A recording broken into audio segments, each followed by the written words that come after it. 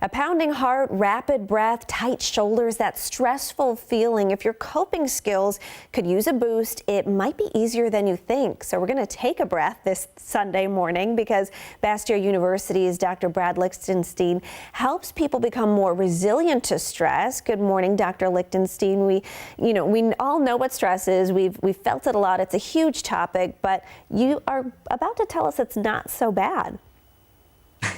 Yes, it isn't. We use that word stress a lot, and stress is just a force on the system. It stresses what's necessary to help us experience life. And so when we feel stress, gravity is a stress, exercise is a stress, anything that just impacts the system can be a stress. So it's not all bad. We need to learn how to adapt to stress. And that's really the important part, that it's about becoming resilient and flexible with our responses. And we think about flexibility, we might also think of the word resiliency, which can tend to be a buzzword. What's the secret to that, though? How do we become more resilient while also still being mindful of our well-being? That's really important, because resiliency simply means adaptability. It means that we can bounce back to whatever happens. And so in order to do that, whenever we get stressed, and I like to say that whenever we get triggered, the very first step is to recognize what we're feeling. We can't do anything, we can't make any changes until we know what we are experiencing.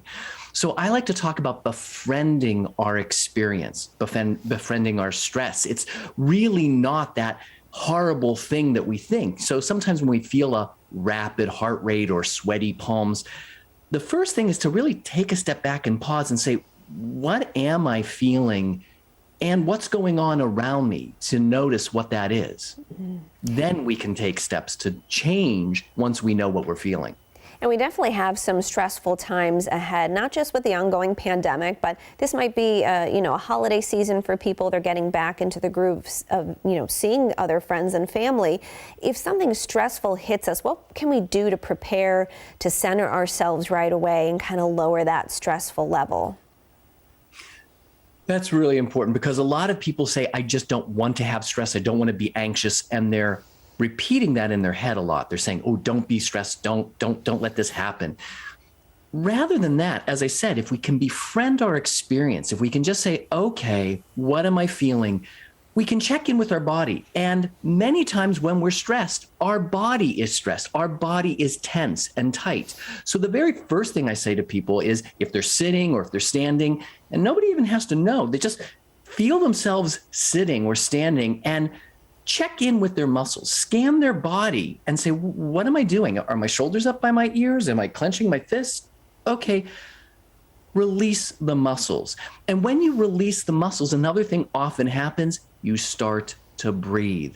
People don't realize that when they are stressed and anxious, they're often holding their breath. Almost always they're holding their breath. So just allow the muscles to soften, the shoulders to drop, check in with their hands. A lot of people don't realize they're clenching their fists. And then take a breath. And that's really one of the first things. When we feel stressed in the mind, we're stressed in the body.